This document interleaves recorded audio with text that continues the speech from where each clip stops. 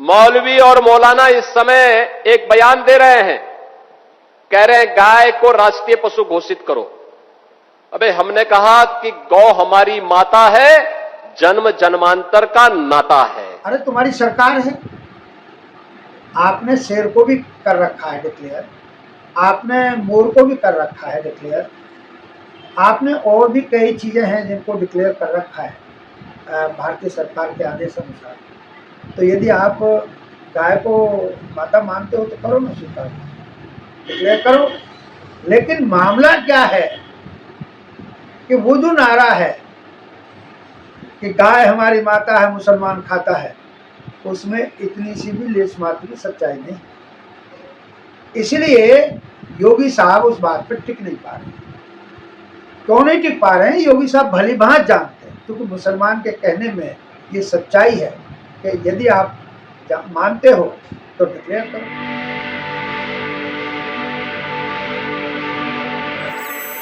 जय भीम, मैं मेवालाल और आप देख रहे हैं जनता संगठक, जनता की आवाज़ सबसे पहले। साथियों, आज एक विषय पूरे देश में छाया हुआ है कि अभी बकरीद जो त्यौहार गया मुसलमानों का, तो मुसलमानों ने उस धारणा का तोड़ दिया कि एक धारणा बना हुआ है कि गाय हमारी माता है, मुसलमान खाता है। लेकिन मुसलमानों ने जब ये कहा कि आपको बार बार कहते हो कि मुसलमान गौ मांस खाता है, तो उन्होंने कहा कि भाई आप गाय को राष्ट्रीय पशु घोषित कर दीजिए, हम नहीं मांस खाएंगे। जबकि पार्लियामेंट में जगजीवन राम ने कहा था जो गौ मांस का मांस भक्षण करते थे, ये बड़ा विवाद रहा। तो साथियों, मैं किसी का भावना आहत करने के लिए नहीं आज इस टॉपिक पे वीडियो बनाने की कोशिश कर रहा हूँ। मैं आप लोगों को हकीकत सामने पेश करने के लिए हमारे साथ एडवोकेट सुरेश चंदा हैं, इनसे समझने के लिए आया हूँ कि आखिर जो मुसलमानों का बयान और जो बार बार जितने हिंदू संगठन वो कर रहे थे कि हिंदू के लोग कर रहे थे कि गाय हमारी माता है, तो उनको माता कहते हो तो क्या माँ जो है 14 साल तक की माँ है और 14 प्लस हो गई तो माँ नहीं है? और गाय का मांस घर में खा सकते हो, बाहर नहीं खा सकते? ये सब दुविधा लगता है। तो ये सब समझने के लिए मैं आया हूँ एडवोकेट सुरेश चंद्र से, इनसे समझूंगा कि आखिर ये क्या समझते हैं। सर, मैं आपसे जानना चाहता हूँ कि जिस तरह से बयान आया है, तो सबसे पहले आप तो ये बताइए, क्या आप मानते हैं गाय पशु है या नहीं है? मेरी तरफ से पहले तो आपका भी तहे दिल से शुक्रिया, और जो हमें देखेंगे हमारी बात सुनेंगे उनके लिए भी इस चीज़ के लिए मुबारकबाद कि कई चीज़ें बिल्कुल नई उनके हाथ में लगेगी। जो अभी आपने कहा कि भाई गाय पशु है या माता का स्वरूप है। अब गाय तो पशु है प्राकृतिक व्यवस्था में, अब उसको आप कुछ कहो, लेकिन ये शब्द भी अगर मैं अभी कहना चाहूँ तो कान खोल करके सुन लीजिएगा। किसी की भावनाओं को ठेस पहुंचाने का, किसी श्रद्धा भाव का अपमानित करने का लेस मात्र भी कोई मकसद नहीं है। लेकिन यदि गाय को आप माता कहते हैं और मेरे से भी जबरदस्ती आप माता कहलवाना चाहते हो, तो जो इसका मेल है, गाय प्राकृतिक व्यवस्था में फीमेल है, तो जो इसका मेल है जिसको उत्तर प्रदेश, पश्चिमी उत्तर प्रदेश की भाषा में बिटार बोलते हैं, सांड हो गया, तो क्या उसे भी मुझे बाप कहना पड़ेगा? अगर मैं आपके बीच रहूं तो क्या मुझे ये शब्द इस्तेमाल करना पड़ेगा? तो कोई भी प्रश्न है, कोई भी चीज़ है, उसको तर्क संगत तो होना चाहिए, बुद्धि विवेक के साथ उस पर व्याख्या करना चाहिए।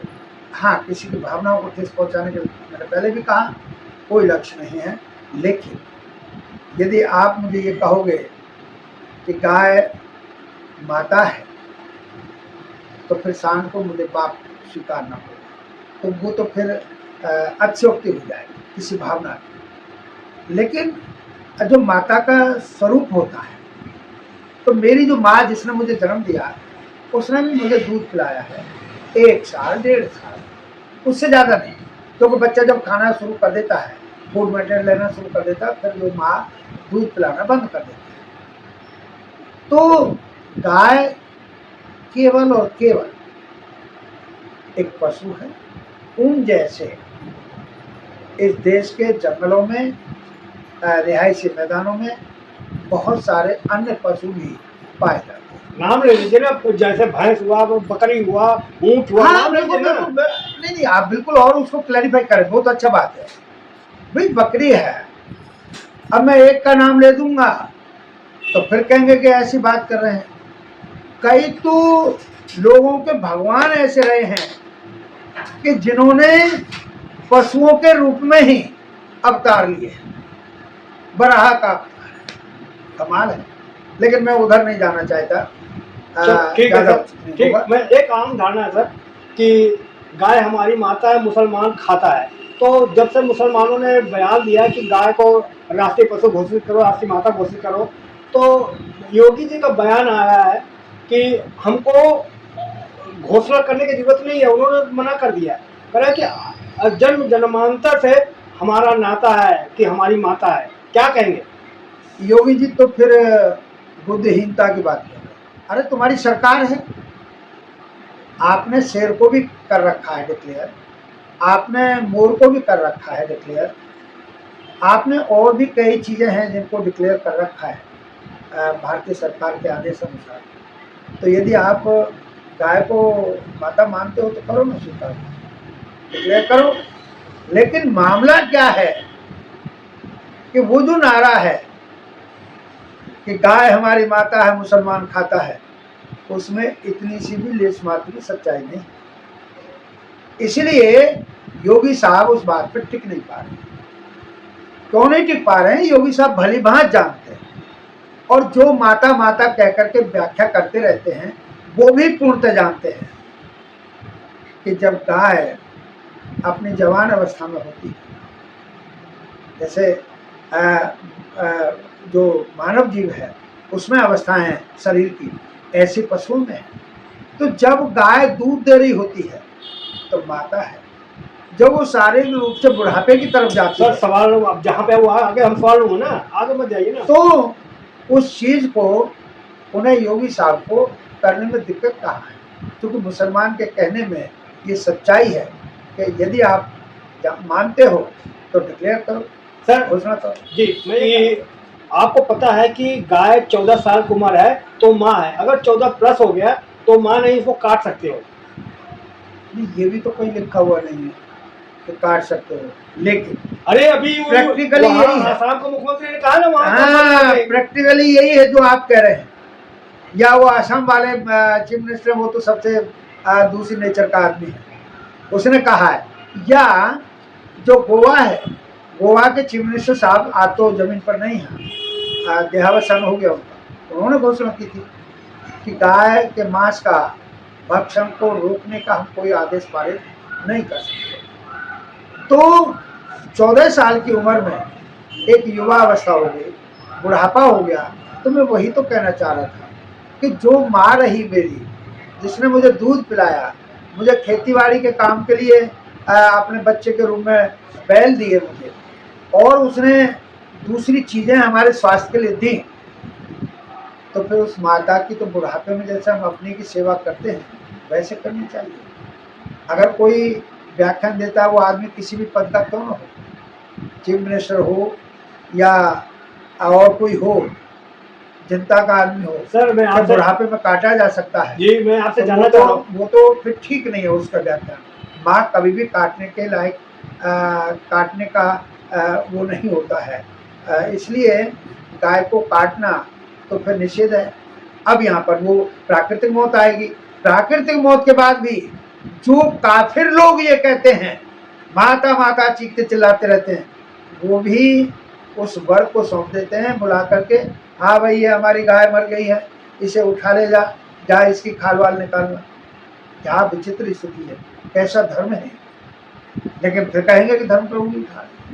इसलिए जो दवा है उसको ऐसे रहने दें, अपने अपनी कृतियों पर थोड़ा ध्यान दें। मैं आपसे ये जानना चाह रहा हूँ कि आखिर योगी जी क्यों मुकर रहे हैं, उनको राष्ट्रीय पशु नहीं घोषित कर रहे हैं? वो वहाँ पर एक मकसद और भी हो उस सकता पर आइए ना। है। यहाँ पर एक मकसद उनका योगी साहब का ये भी हो सकता है उस पर आइए। कि जो मुस्लिम समाज ने कहा है, नारा दिया है कि भाई उसको राष्ट्रीय पशु घोषित करो, तो चूंकि गाय का कटान जहां पर होता है, स्लॉटर सेंटर्स जहां काटी जाती हैं, वध होता है, वे अधिकतर हिंदू मत के लोग, अधिकतर हिंदू क्या मत के लोग। प्रमाण है आपके पास? हाँ, प्रमाण मेरे ही पास नहीं, सब जानते हैं, वो योगी साहब भी जानते हैं, नाम बताइए। इसीलिए तो इस बात को नहीं कर रहे हैं। और उसका उदाहरण और नाम मैं नहीं कह रहा हूं, चारों तरफ ये घोषित है कि अल कबीर के नाम से। क्या अल कबीर नाम मुसलमान जैसा, लेकिन उसको जो चलाने वाले हैं वो सतीश सब्रवाल जी हैं। मैं जी इसलिए लगा रहा हूं कि किसी भी व्यक्ति को अपमानित नहीं करना चाहिए, काम भले ही उनका अपमानित होने वाला है। वहीं पर दूसरा जो है अरेबियन एक्सपोर्ट है, यहाँ पर भी इस्लामिक शब्द इस्तेमाल हुआ है। अरेबियन, जैसे ही अरब शब्द आ गया ऐसे ही इस्लाम मत की तरफ चला जाता है। तो अरेबियन एक्सपोर्ट है, उसे कौन चला रहा है? उसको सुनील कपूर जी चला रहे हैं, जो अपने में हिंदू होते हैं। तीसरा MKR एक्सपोर्ट है। MKR एक्सपोर्ट को कौन चला रहा है? उसको मदन एबट चलाते हैं। मदन एबट साहब मुसलमान, वो ईसाई हो सकते हैं लेकिन मुसलमान नहीं है, ये पक्का है। और अल नूर, ये भी इस्लामिक नाम है। अल नूर एक्सपोर्ट, उसको कौन चलाता है? उसको मिस्टर सुनील सूद चलाते हैं, उनका मालिकाना अधिकार है। और वहीं पर AOB एक्सपोर्ट, वो उसको कौन चला रहा है? उसको OP अरोरा जी चला रहे हैं, वो भी प्योर हिंदू हैं। और जो एक स्टैंडर्ड फ्रोजन लिमिटेड, इसको जो कारोबार को चला रहे हैं वो कमल वर्मा जी चला रहे हैं, अब वो भी प्योर हिंदू हैं। और आशियाना एग्रो, आशियाना शब्द भी उधर झुकाव ले जाता है, तो आशियाना एग्रो को कौन चला रहा है? आशियाना एग्रो को के राजेंद्रन चला रहे हैं। तो ये चलाने वाले कौन हो गए? सब के सब पक्के हिंदू हो गए। और नाम क्या इस्तेमाल कर रहे हैं? इस्लाम मत के लोगों का नाम शब्द इस्तेमाल हो रहा है। तो तब इस्लाम मत के लोगों ने ये कहा कि राष्ट्रीय पशु इसको घोषित करो, पता लग जाएगा कौन इस काम को कर रहा है। जो ये समाज में धोखाधड़ी और जो मतलब धोखेबाजी चल रही है वो क्लियर हो जाएगी, स्पष्ट हो जाएगी। ये मेरे यहाँ पे नहीं है, ये सोशल मीडिया में खूब घूम रहे हैं, ये लिखित में प्रूफ है। तो उस चीज़ को हमें देखना होगा कि काम करे कोई और, बदनाम करो किसी और को, इसलिए उन लोगों ने किया। और योगी जी इस बात को बेहतरीन तरीके से जानते हैं, इसलिए उस पर पर्दा डालने के लिए वो इस काम को नहीं करें। सर, जिस तरह से योगी जी करें, हमको ये घोषणा करने की क्या जरूरत है? हमारे जन्मांतर से हमारा नाता है। तो मैं कह रहा हूँ कि आपकी माँ आपको पैदा किया, पिताजी अन्य, तो नाम सर्टिफिकेट क्यों बनता है कि भाई सुरेश चंद्र ये हैं, आपके पिताजी हैं? अगर सुनिएगा बड़ा स्पष्ट कि जब आपका जन्म जन्मांतर का साथ है, तो इस देश में एक मुख्यमंत्री भी होता था, एक जनता भी होती है, तो फिर आप अपने लिए मुख्यमंत्री क्यों लिखवाते हो? तो जब ये स्लॉटर, बदशालाएं, कट्टी कारखाने जब चला तुम्हारे लोग रहे हैं, तुमको चंदा देने वाले लोग रहे हैं, तो फिर तुमको क्या अधिकार है कि तुम दूसरों को बदनाम करोगे? क्यों उनको चेतावनी दोगे? क्यों उन्हें डराओगे? तो भाई करो ना, हम कब कह रहे हैं? भाई जन्म जन्मांतर का साथ है तो उसको सर्टिफिकेट देने में कहाँ दिक्कत है? मेरे माँ बाप का नाम है मेरे साथ जुड़ा है, मेरा नाम है मेरे माँ बाप के साथ जुड़ा है, तो सर्टिफिकेट मिलता है ना कि रामलाल वर्षित श्यामलाल। तो यदि इसमें आपका सहयोग है, आपके लोग इस काम को कर रहे हैं, तो आप सिद्ध कर दो ना, ऑर्डर करने में कहाँ दिक्कत है? सर, इसका मतलब तुम समाज को गुमराह कर रहे हो। सर मैं ये कह रहा हूँ कि इनके ही नेता का बयान आया सर कि आप घर के अंदर खा सकते हो लेकिन बाहर नहीं खा सकते। तो आ गई ना बात, जो चीज पर जो आपकी माता है, मतलब माता के मांस का भक्षण घर में तो कर सकते हैं, बाहर नहीं कर सकते। ये कैसा व्यवहार हो गया जी? ये तो असुरों का व्यवहार है, राक्षसों का व्यवहार है। तो ऐसे लोग तो राक्षस की परिभाषा में आते हैं। ऐसे लोगों को जनता के बीच जाने का कोई मौलिक अधिकार नहीं है। और जो ऐसे डायलॉग बोले हैं और योगी जी उनको फटकार हैं, योगी जी उनसे कहें भैया मुख्यमंत्री पद से पहले इस्तीफा दे। ये नहीं है कि माता को घर में काट करके खा ले और बाहर नहीं खाएगा। सर मैं आपसे जानना चाह रहा हूँ, जब से अमेरिका और ईरान के बीच में लड़ाई छिड़ा है तो देश में संकट आ गया है कि तेल का दाम बढ़ गया है, गैस का दाम बढ़ गया है, लेकिन कुछ लोग कह रहे हैं सर ये हम झेल लेंगे, लेकिन कम से कम मुसलमान को तो टाइट हो रहा है, उसको मारा तो जा रहा है। देखिएगा, ये भी एक पूरा नाटक जैसा चल रहा है। जब तेल का दिक्कत है या और तेल की कमी हो जाएगी, तो जिस दौरान पहले तेल के दाम, कच्चे तेल के दाम आज से ज़्यादा भी हुए हैं, लेकिन मार्केट में जनता के लिए पेट्रोल सस्ते दर पर था। आज उस रेट तक अभी नहीं पहुंचे हैं, तो इन्होंने महंगा कर दिया है। उन चीज़ों पर पर्दा डालने के लिए इस तरह के सारे के सारे स्टेटमेंट हैं। और जो ईरान, इजराइल और अमेरिका, ये तीनों कंट्रीज में अगर हम जाएं तो केवल वर्चस्व की लड़ाई है, इसके अलावा कुछ नहीं है। आर्थिक क्षेत्र में भी कमाई है, उसके लिए पंगा है। और मेरे देश के इस्लाम मत के लोगों का उसमें कोई रोल नहीं बनता है। अगर कोई कहता है तो ठीक नहीं है, क्योंकि यहाँ का मुसलमान कोई बाहर का मुसलमान नहीं है, हमारे जैसा वो नागरिक है इंडिया का। हम भुगतेंगे तो वो भुगतेगा, रेट सेट का, महंगाई का जो मामला है। लेकिन हाँ, आज पूरा देश तबाह कर दिया इस बात में जो आज की सरकार है। सर मैं एक सवाल और आपसे ले रहा हूँ, क्या भारत माँ है, पिता इजराइल है? और क्योंकि हमारे प्रधानमंत्री कह रहे हैं फादरलैंड। अभी तो ये बेवकूफ़ों की जमात इकट्ठी हो गई है कि पहली बात तो ये है कि इंडिया और भारत उस तरह की नेचर के नहीं है जैसे उसमें माता शब्द जोड़ दिया। अब ये तो हर बुद्धिजीवी का एक सवाल रहता है कि भारत माता है तो पिता कौन है? अगर भारत माता है तो पिता कौन है हमारा? और फिर इजराइल को फादरलैंड कह देना, ये तो बुद्धिहीनता का प्रतीक है। जो तक सर वो कह रहे हैं कि यहूदी के लिए कहा था योगी जी, मोदी जी ने, जो वहां पे रहते हैं अमेरिका में। अरे तो ऐसे डायलॉग क्यों बोल रहे हो जिसका दूसरा भी अर्थ लगा ले कोई? तुम देश के प्रधानमंत्री हो, लल्लू फत्तू आदमी नहीं हो। उस पद पर हो, तुमसे एक नंबर के आदमी हो, इंडिया के एक नंबर का आदमी ऐसी बात बोलता है, ऐसे शब्द बोलता है जिसके दो अर्थ लगाए जा सकते हो, तो उसे बुद्धिमान मान लोगे?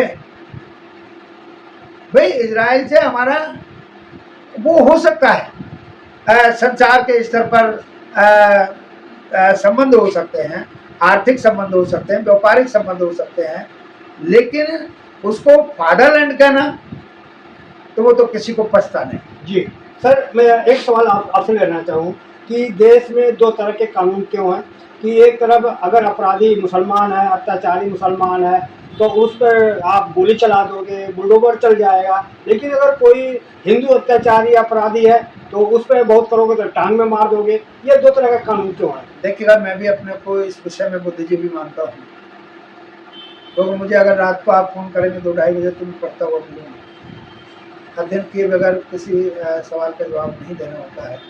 लेकिन आपकी चिंता से मैं भी चिंतित हूँ। जो आज समाज का माहौल कर दिया, इस देश का माहौल कर दिया, उससे मैं भी चिंतित हूँ कि भाई जब अपराधी कोई, और अपराधी भी नहीं कह सकते आप, आरोपित कह सकते हैं, जी एक्यूज कह सकते हैं, क्रिमिनल नहीं कह सकते। तो अगर कोई एक्यूज अदर देन हिंदू है और विशेषकर मुसलमान है, तो उसके साथ तो बर्ताव आपका कुछ और है। और अगर हिंदू मत का है, उसके साथ बर्ताव कुछ और है। इसी दिल्ली में उत्तम नगर में 4 मार्च को एक केस हुआ, मर्डर हो गया, अज्ञानता है, नालायकी है, अपराध हुआ है। लेकिन उसमें इस देश में जितने भी राजनीतिक हुड़दंग वाले वो हैं कि उन्हें हुड़दंग मचाना है देश में और कुछ नहीं करना, कैसा न्याय, वो कोई जज थोड़ी ना है, वो कोई आयु थोड़ी लगे हैं। लेकिन यहाँ पर आकर के इस तरह का माहौल कर दिया कि हिंदू मुसलमानों में टकराव हो गया। अभी हाल में एक केस हुआ है जिसमें हिंदू ने हिंदू का मर्डर कर दिया है। कोई सर्टिफिकेट के ऊपर कोई उनमें आपस में कलह हुई इंक्वायरी के बाबत, और सूर्यवंशी है या पर्टिकुलर जो नाम लिया जा रहा है समाचारों में खटीक बिरादरी का है, और जो मरा है वो बैकवर्ड का या जनरल का है। तो मेरी समझ में नहीं आता कि विश्व हिंदू परिषद के लोग, शिवसेना के लोग, बजरंग दल के लोग, करणी सेना के लोग, आरएसएस के लोग और पता नहीं कितनी तरह के ऐसे दल, ऐसे लोग, क्या उनके बीच भी कोई सुलह, कुछ समझाने बुझाने का काम या न्याय दिलवाने का काम ऐसे करेंगे? जैसे उत्तम नगर में हिंदू वर्सेस मुसलमान कर दिया, तो यहाँ पर डेमोन्स्ट्रेशन किए गए, तो क्या वहाँ पर भी जाएंगे? या 4 मार्च को ही इसी उत्तम नगर के एरिया में, कंट्रोलिंग एरिया यही है, डीसीपी का एरिया यही है, वहाँ पर एक केस ये हुआ तो 4 केस और हुए, एक में यादव मरा, तो एक में वाल्मीकि बिरादरी के आदमी को चोट पहुँचाई गई, तो वहाँ तो कोई नहीं गया। तो यदि वास्तव में आप लोग समानता की बात करते हैं, मानवीय व्यवहार की बात करते हैं, तो क्या मेरा सवाल खड़ा है आपके सामने कि क्या वहाँ पर जो त्यागी वंश का लड़के को मारा है दूसरे ने, तो क्या ये सारे के सारे दल और ग्रुप वहाँ जाएंगे? सर लास्ट सवाल आपसे सर, कि एक सर स्लोगन चलता है कि दिल्ली में सब चलता है, जब बड़ा हादसा कोई हो जाता है तो सरकार जग जाती है और पूरा छानबीन करना शुरू करता है। अभी मालवीय नगर में एक होटल में आग लगा, वहाँ 21 लोग मर गए और वो बचाव में एक मुसलमान अपना गद्दा, जाए लाखों का खर्चा लगाओ, अपने दुकान से गद्दा ला के बिछा दिया, कई लोगों को जान बचाया, लेकिन उसका कोई चर्चा नहीं है। आप इस हादसा को कैसे देखते हैं सर?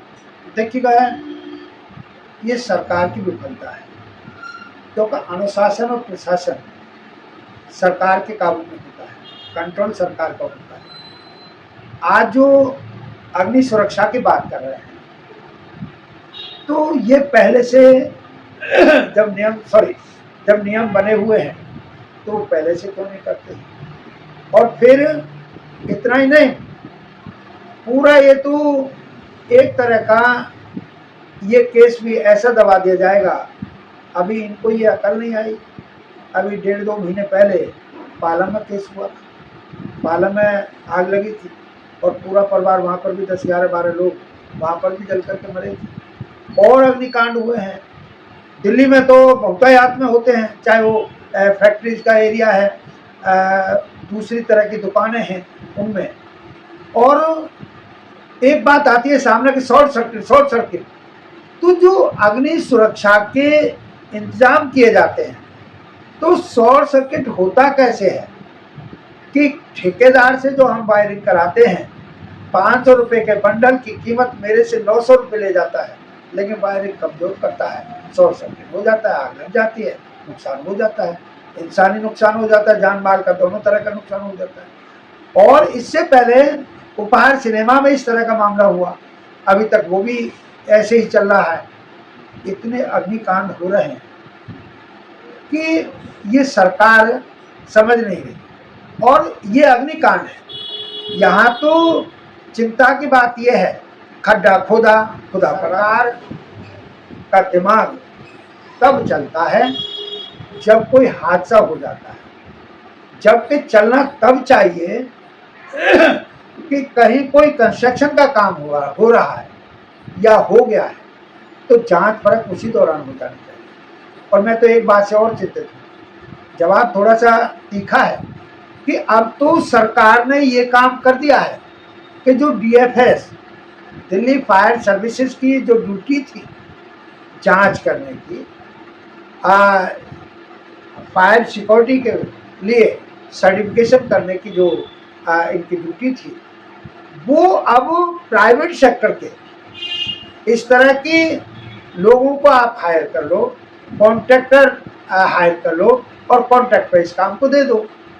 तो वहाँ पर जो वो दिया जा रहा, तर्क दिया जा रहा, वो ये दिया जा रहा है कि जब हम कहीं ब्याह शादी के लिए प्रोग्राम के लिए या और तरह के प्रोग्रामों के लिए हम किसी बैंक्वेट हॉल पर जाते हैं, गार्डन में जाते हैं प्रोग्राम करने, तो वहाँ पर हम लोग उनकी रसोई भी चेक करते हैं, रसोई का बना हुआ खाना भी उदाहरण के तौर पर इस्तेमाल करके देखते हैं, बैठने उठने की जगह भी देखते हैं। लेकिन नालायकी होती है आम जनता से कि वो ये नहीं पूछती है कि आपके पास फायर सिक्योरिटी का भी कोई सर्टिफिकेशन है। लेकिन ये इस तरह की जिम्मेदारी दूसरे को डाइवर्ट करने से तो फिर नुकसान हो गया। सर आपको बहुत बहुत धन्यवाद, आपने समय दिया। तो साथियों देख सकते हैं कि किस तरह से हमारी बातचीत रही, आप क्या सोचते हैं और आप कहाँ से देख रहे हैं कमेंट में लिखेंगे। आपसे निवेदन है कि अगर हमारा काम अच्छा लगे तो हमें आर्थिक मदद भी दे दें। मैं मेवालाल, जनता संगठन जनता की आवाज़ सबसे पहले। धन्यवाद।